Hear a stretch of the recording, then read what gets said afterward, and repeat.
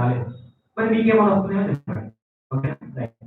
యేసుక్రీస్తు ప్రభు చనిపోయింది ఇప్పుడు ఏ దినం డే చెప్పండి.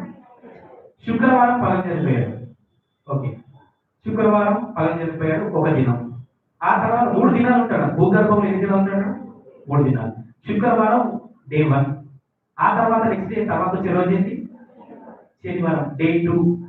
2 దినాలు వచ్చినాయి. ఇక యేసుక్రీస్తు ప్రభు లేచింది ఎప్పుడు? ఆదివారం ఉదయం తెల్లవారుతున్నా లేచిన బైబిల్లో ఉంది. ఇప్పుడు చెప్పండి, యేసుక్రీస్తు ప్రభు భూగర్భంలో 3 దినాలు ఉన్నాడా 2 దినాలు ఉన్నాడా? చెప్పండి, విన్నారు కదా. యేసుక్రీస్తు ప్రభు 3 దినాలు ఉంటాడు. వాస్తవం కదా? 3 దినాలు. పిల్లవాడికి 3 దినాలు అంటే ఏమంటుంటే ఫ్రైడే సాటర్డే సండే అన్నాం. ఓకేనా? యేసుక్రీస్తు ప్రభు ఎన్ని దినాలు అన్నాడు?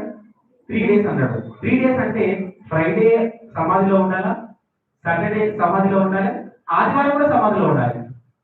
ఎప్పుడు లేవాలి యేసుక్రీస్తు ప్రభు అంటే? సోమవారం తెల్లవారు లేవాలి. సోమవారం ఉదయం తెల్లవారు లేవాలి.